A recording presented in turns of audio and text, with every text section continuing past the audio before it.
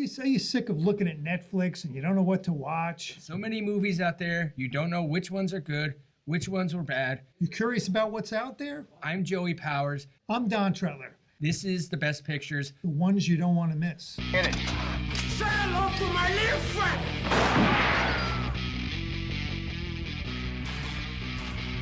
Frankly, my dear, I don't give a damn.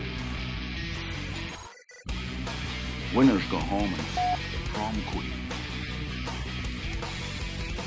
English, motherfucker, do you speak it? Everyone in this room is now dumber for having listened to it. I don't deserve this. Deserves got nothing to do with it. No sequel for you.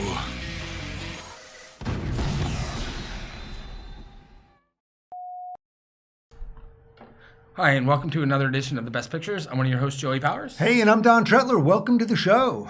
So this week, Don and I are going to talk about a few new movies that we've seen, maybe a couple of movies that we've recently seen that we haven't seen in a while that we're going to talk about. But Don, first, if you want to read our little intro here. Yeah, before we continue, we want to let everyone know that this show is broadcast live from the Fact TV studios in Bellows Falls. Fact TV is a community access center that provides studio space and production services free of charge to community members in Southern Vermont and Keene. If you're interested in creating your own show, already producing content and wish to submit it, or want to stay informed about news and events in Southern Vermont and Keene, including live coverage of local town meetings, sporting events, and community events, visit fact8.com. All right, thanks, Don. So quickly, I'll just go over the weekend box office. Not a great weekend at the box office. I can't even imagine what is number one at the box office. Send Help is number one. Whoa. Made $9 million. And that was number one at the box office. I mean, the top five, number five was 4.4.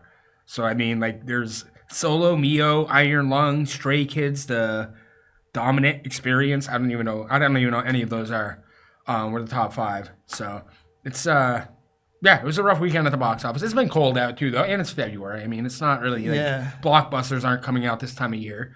But we were talking about maybe going to see Wuthering Heights or Crime 101 this week. Wuthering Heights has been like advertised. I don't watch television, but I did this past week, and they were like really pumping the advertising. I haven't seen it like advertised at all anywhere. But I mean, it's Margot Robbie and Jacob Elordi. Yeah. So I mean, he's gotten pretty big since Frankenstein. I don't think either one of us realized that he was in that. What's the name of that show with Margot with Sydney Sweeney? Euphoria. I guess he's in that, and I didn't realize that. But so I guess he was kind of a little famous before Frankenstein. But ever since Frankenstein, like he seems to starting to be getting a lot more roles. But that's like this is like the fifth or sixth remake at least. Probably. Oh, I'm sure easily. Yeah. I had one. The library has Wuthering Heights with Tom Hardy, and I don't remember who's playing opposite him, but I was really like excited by it, but I couldn't get it to play on my DVD player. So, did anybody ever return Zodiac?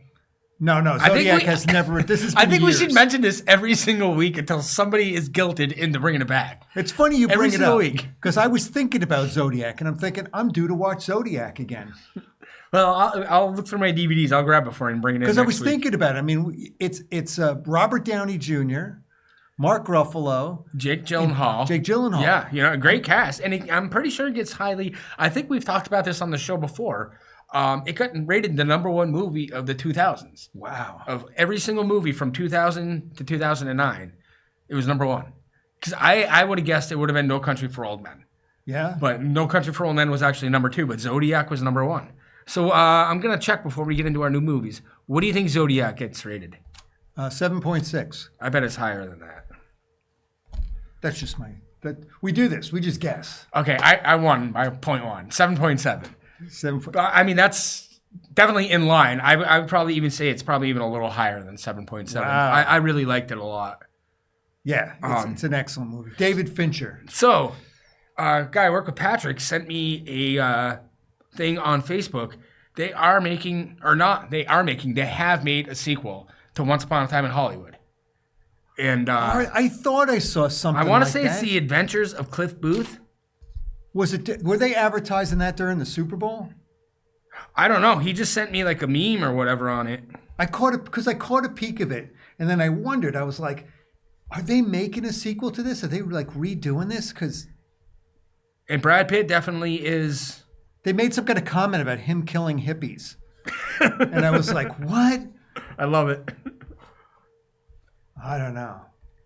The Adventures of Cliff Booth. Yeah. That's a movie. It's written by Quentin Tarantino and directed by David Fincher. Oh my word! What a combination, you know? And Brad Pitt is Cliff Booth. It says showcases more of Cliff Booth's backstory in his new role as a Hollywood fixer. It's coming out this year. It comes out in 2026. Oh my word! So we're definitely going to have to go see that, yes, you know? Because, I mean, I really liked Once Upon a Time in Hollywood a lot. I know you liked it a lot, too. So that definitely is going to be on the list of movies. There's not a lot of people in, like Leonardo DiCaprio's not in it. There are a few, like Timothy Olyphant's in it as the same character he was in Once Upon a Time in Hollywood. There's a couple of people, but like definitely Brad Pitt is by far the biggest name in the movie. yeah. But I mean, Tarantino and Fincher, I mean, that's got to be a no miss, right? I mean, it's got to be like a You would think. absolute friggin' home run. But yeah, so I watched Sinners. I didn't know that you knew the plot twist in the movie. Yeah, you know, some ding dong reviewer or something. Somewhere I was reading about the movie. I'm glad, and they in a way, spoiled it. Yeah, I'm glad in a way that I didn't know about it because going into it, I probably wouldn't have even watched it. It would have blown my mind if I'd have been watching that movie. It did. When I watched it, I was like, are you out of your mind? Like, literally halfway through the movie, all I'm thinking of, did I just start watching From Dusk Till Dawn? I was like, seriously. Like, I mean, it wasn't a bad movie. I was just so disappointed that it went in that direction. Yeah. I was like, because it started off so good. Like, I didn't realize it took place in like 1832. I didn't know it was that old. Like, I just thought it was like 1960s or something. Oh. But I'll read you the IMDb. I thought it was like 1930s. Yeah, it's 1832. Wow. I'll read you what it says on IMDb because it says nothing completely what the movie is actually about. See, because they want you to be surprised by stuff. And I can't believe somebody spoiled it. No, which is fine, but I was not surprised in a good way. You know, I was definitely surprised in a bad way. It says, trying to leave their troubled lives behind, twin brothers return to their hometown to start again, only to discover that an even greater evil is waiting to welcome them back. I didn't think that evil was what it was. I thought it was like some bad guy from their past or whatever. But I mean, it gets a 7.5. I mean, I would say that's probably in line. I was just, like I said, I was just so disappointed with how like the plot twist. It was just. You'd like it though. If you haven't seen it yet, you should watch. Excuse me, you should watch it. It's nominated for 16 Oscars. Holy Moses. Yeah. So Well, what did you think? Did you think it was Oscar worthy? I mean, like in the ballpark? No, I do. I mean, especially considering the other movies that are nominated this year, yeah, I would say it's definitely worthy of being nominated. I mean, I definitely would say Begonia's better. I would say Frankenstein's better. One Battle After Another is better. But yeah, no, I mean, they do nominate 10 now. So yeah, I mean, it's probably one of the best 10 movies of the year. But yeah, it threw me off because I just wasn't expecting that, and it was disappointing to me. Yeah. Another one I saw was Jay Kelly, which started off promising, and it definitely flatlined. Like the last 45 minutes of the movie, Right. You said I think you used the word corny. very. The end is very the last 20 minutes is extremely corny. And I mean, Adam Sandler was actually good in a dramatic role. I know you said Uncut Gems was great, and he was great in that. But I mean, I like George Clooney, and then I got thinking about it, and it's like, do I really like George Clooney? Do you? I don't know. Like, I'm thinking of all the movies that I've seen that he's in. It's like, I liked Out of Sight. I liked the first Ocean's movie. And I'm trying to think, I saw the one with him, Ticket to Paradise, I think, with him and Julia Roberts. Yeah, I didn't see that. You didn't miss anything. Jay Kelly, I thought, was terrible. The one with him in Intolerable Cruelty, I think, with him and Catherine Zeta-Jones, I thought was terrible. Is that Coen Brothers? It might be. I think it Coen is. Brothers movie. The other one the Coen Brothers did, with him and John Turturro and the other guy. Oh, Where they escaped from prison. Brother, Where Art Yeah. Thou? I wasn't a huge fan of that. Like, so maybe I just don't like George Clooney. I like that. What about the one where he's in Hawaii, and does his wife cheat Oh, on The him? Descendants. The Descendants. I actually did like that, and I like Michael Clayton. I forgot about Michael Clayton. I really Michael like Clayton, that. Yeah, that's probably like his big movie. Yeah, and I did like The Descendants. I forgot about that. So I don't know. Maybe I'm on the fence, but I guess I don't like George Clooney as much as I thought I did. Huh. Excuse me, because when he first broke into movies, he was like either rom-coms or action. Like he wasn't doing anything like really serious. Like he did like One Fine Day, I think, with Michelle Pfeiffer. He was like in like The Peacekeeper, I think it was called, with him and Nicole Kidman, which was an action movie. He did Three Kings with Ice Cube and Mark Wahlberg, which was about the Persian Gulf War. Right. You know, so he didn't really have like leading man. I mean, he was like the leading man, but not like he wasn't like carrying the movie. It was like the love story was carrying the movie, or the action was carrying the movie. Whereas Michael Clayton, he pretty much does carry that movie.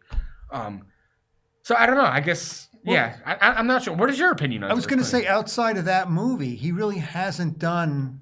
And then he did what? One Fine Day was a few years ago, I think. That was like 30 years ago. That was like one of his first big movies. Oh, not One Fine Day. What am I thinking about? The one with is it Sandra Bullock? No, Julia Roberts. Oh, Ticket to Paradise? Ticket to Paradise. Yeah, that wasn't like maybe 5 years ago? Not even, I don't think. But he hasn't made a lot of movies lately. No, but they are making Ocean's 14. I think I saw one with don't him. know He why. was a hitman. Oh, the American? The American, yeah. I haven't seen that. And he doesn't, there's not a lot of dialogue in the movie. It's really like you're watching him. So he really has to be a good performer. And was he? He was. I Yeah. thought it was a really, really compelling movie. But yeah, I guess I like George Clooney. I wouldn't say he's top 10 of my favorites. I could probably name 10 actors I like better than him, but I don't dislike him. Like we like talk like Christian Bale, for example. We'll go see a movie because Christian Bale's in it. Right. I won't go see a movie just because George Clooney's in it. I guess that's the best way I would like describe it. Yeah. Like, I mean, I think he gets good roles, but I don't like. I'm just not going to go see it. Just George Clooney's in it. Let's go see that. Like, Right. That's just like definitely Christian Bale is one of those actors. I would say Tom Hardy. I would say is an actor. I'd probably go see a movie because he's in it because they think he's really good. But George Clooney just doesn't. I don't know. Maybe I'm just being critical because he did too many romantic comedies. I don't know. Well, what have you seen recently? Well, speaking about like actors like that, I started to watch a movie called The Missing with Tommy Lee Jones. Tommy Lee Jones and Kate Blanchett. Isn't Evan Rachel Wood's the girl that's missing? Is that who it is? I think it is. Isn't it there that she, And then the other he's her father, right? Like he's Right. Kate Blanchett's, and they're looking for her daughter. right. I think it's Evan Rachel Wood. And the other girl is Elizabeth Moss. Okay, from like she was in The West Wing, and then she was in Mad Men. Val Kilmer's in it. There's another actor, the guy that played Harvey Dent. Oh, Aaron Eckhart. Aaron Eckhart, he's in it too. So I was kind of counting the stars in this movie. I was like, this has a pretty decent cast, and it's very compelling because I'll be honest with you, the more I watch of Kate Blanchett, the bigger fan I become of her. She's just amazing. And then Tommy Lee Jones, I was watching this movie and I was like, this guy is just magnetic. And the crazy thing about him is, he doesn't often veer, like he doesn't do like a really like radical shift as an actor, but I think he's from Yale Drama School. Yeah. And didn't he? You said didn't he room with someone famous like Gene Hackman or? he did. I don't know if it was Gene Hackman or not, but didn't. It was somebody like Yeah, they that, had a couple. Yeah, I thought you said they had like a couple of pretty famous actors like all roomed together in college. Well, I remember that it was I think it was Gene Hackman, Dustin Hoffman. Okay, that's and what it Robert was. Duvall. Yeah, okay, that's not okay. That's pretty impressive. But you're right. Tommy Lee Jones did room with somebody Yeah. famous. Oh too. no, was it Al Gore? Al Gore. I think it was Al Gore. Yeah. That's who it was. Yeah, that's crazy. It's just crazy. Like, And he's really solid. Like, you think about him. We were saying that we didn't think he should have won the Academy Award when he well, did. didn't he beat Ray Fiennes for Right. Schindler's List? Schindler's List. And he won for Ridiculous. the Fugitive. Right. No. I mean, I haven't seen Schindler's List, but still. And I'm he's- saying this. I like Tommy Lee Jones. And he was great in The Fugitive, but was he better than Ray Fiennes? No.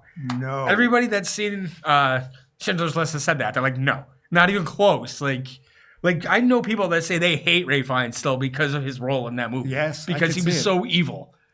And I can't watch it because it's too long. It's black and white and it's subtitled.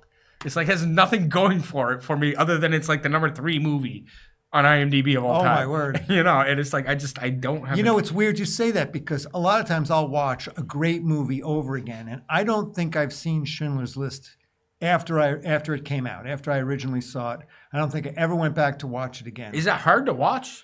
Is it like The Passion of the Christ, where it's like you're glad you watch it, but you don't want to ever watch it again? Because that's how I feel about The Passion of the Christ. Like I will never watch that movie again. Or I'm trying to think what's another one. We've Requiem watched for a Dream. Requiem for a I Dream will. again. I have finally watched it for a second time completely. And it's difficult. It's still difficult to watch though. It's a difficult movie for me is Deer Hunter. Yeah. The end of that movie is just It's sad. It's so like heart-wrenching. Exactly. Because I mean he's just so tortured. And then he just That's one I haven't. I keep saying I want to go back. I want to watch it again. And I own it. I don't even know if can't I've do taken it. it out of the plastic.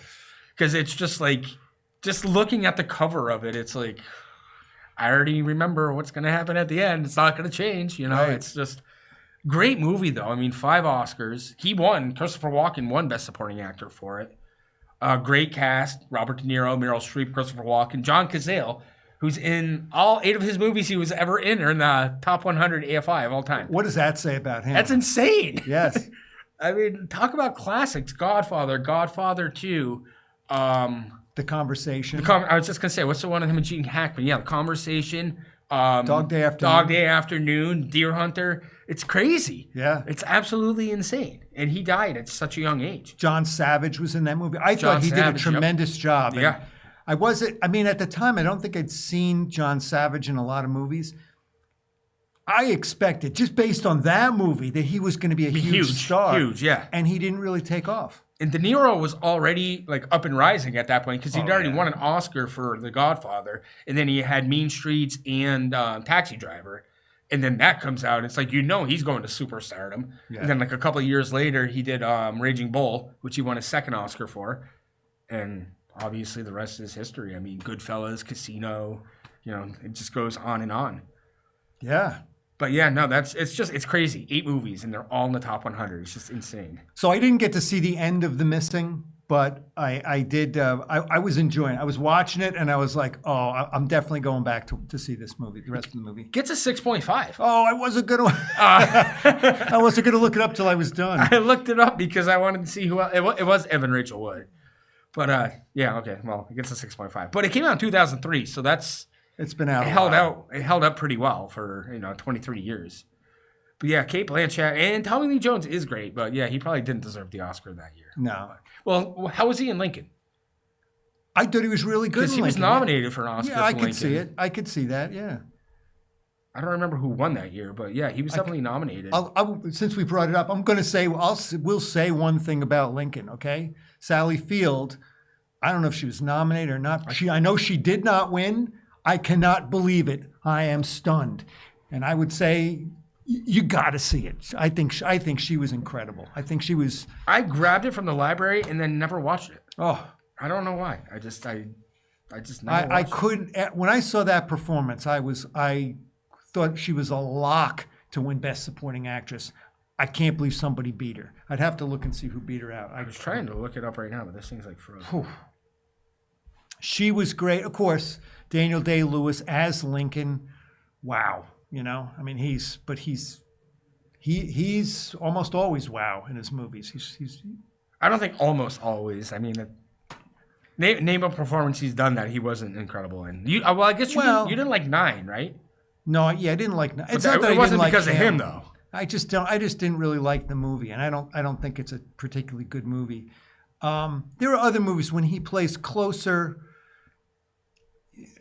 when he's not like super dramatic and like I don't know how to explain it. He doesn't have to stretch very much. He's very solid in those type of movies, but he. Bryce is calling the show now, apparently. Oh. So this thing's frozen. I was going to look it up. But so I also watched A Bad Mom's Christmas. Obviously, your expectations aren't going to be high going into this movie, but it says on the cover, a cinematic masterpiece. So I was like, all Who right. said that? I don't know. I don't remember. Somebody who was probably drunk or stoned. But it's not a bad movie. I mean, Kristen Bell and Mila Kunis are in it, so there's And this is a sequel to Bad Moms. yeah. to me. I'd seen Bad Moms already, and it was funny. It's literally they're bad moms. They just decided to give up on life and go get drunk in the middle of the day, go watch movies, go get high, go bowling and stuff instead of like doing their daily routine. You know, so it's funny. It's entertaining. I feel like I saw that movie. Yeah, the first one I liked. The second one, The Christmas one? I mean, they bring in like Susan Sarandon's one of their moms. Christine Baranski's one of their. There's three bad moms, and then they bring in their three moms. Catherine Hahn's the other third bad mom. She was in like How to Lose a Guy in 10 Days, like Anchorman. But no, I mean it's worth watching if you're it's not like.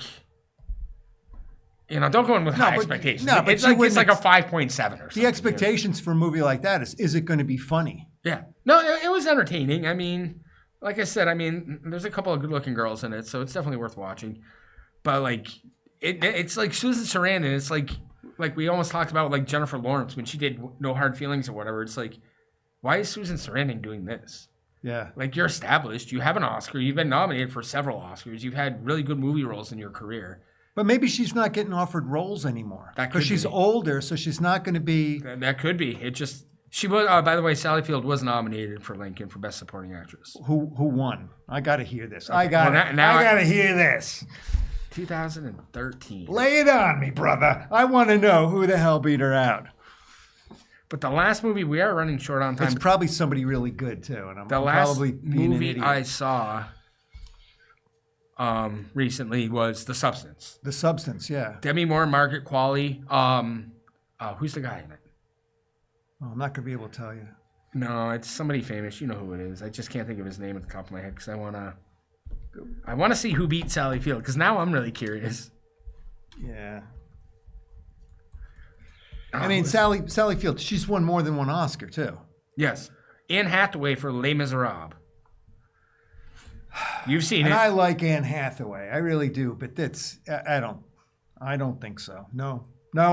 Okay, let's see. Who were the other nominees in the field that year? Jennifer Lawrence won Best Actress for Silver Linings Playbook. Ang Lee won Best Director for... Brokeback Mountain? No, the movie, Life of Pi. I was going to say the Life Lion of Pi, movie. right. Zero Dark 30, Best Sound Editing. Skyfall, Best Sound Editing. I guess there's two different... Yeah, whatever. Daniel Day-Lewis and Argo won Best Picture that year. But yeah, so The Substance, it's Demi Moore is like an aging actress, and she's pretty much told that she needs to like not change her appearance, but try a way to make herself look younger. And so she gets this thing called The Substance, which essentially like makes a younger version of herself, which is Margaret Qualley. And it's just, I mean, the last half of the movie is completely psychotic. Like, it's like, I would watch it up until that point for obvious reasons. But, like, seriously, like, it gets a 7.4. But the last half is, like, seriously out of control. Like, it's disgusting. Like, it's like. Oh, yeah, they called this body horror. Yeah, it's like gore. Yeah, body horror. Yeah, it's so disgusting. Who's the guy? Dennis Quaid. Dennis Quaid. I was going to say, you know who it is. It's a famous actor. But yeah, no, it is. It's like seriously nothing but gore. Like the bodies just keep like tearing apart and like it's gross. But it's not a bad movie up until that point where the younger version starts to realize she needs to go back to the older version because she's starting to slowly fall apart. Oh. And it's just difficult, but it's worth seeing. But yeah, like the last half it's pretty gross. All right, I'm going to tell you one movie. I started to watch this movie because I was staying in a hotel and they had HBO Max. And I started to watch If I Had Legs, I Would Kick You. What'd you think of what you saw? Oh, my word. I got to see the end. I didn't see the end. It's of it. on Max? I fell asleep. It's on HBO I should Max. watch that. And I thought the second night that I stayed in a hotel, I stayed in a different hotel. I thought they would have Max too, and they didn't. Oh, that's so I gotta didn't be get so to watch the rest of disappointing. it. Yes. But I found it so compelling. I was like, I heard and she's great at it. She was great. Yeah. She was great. I heard she's and- absolutely great at it. She won the Golden Globe.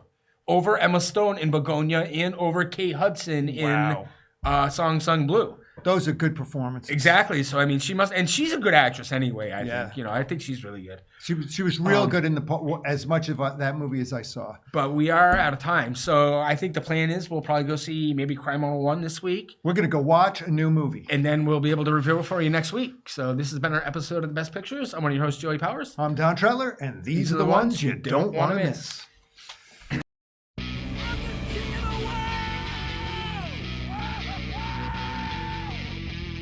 Gentlemen, you can't fight in here. This is the war room. Here's Johnny. Go ahead. Make my day. Life moves pretty fast. If you don't stop and look around once in a while, you could miss it.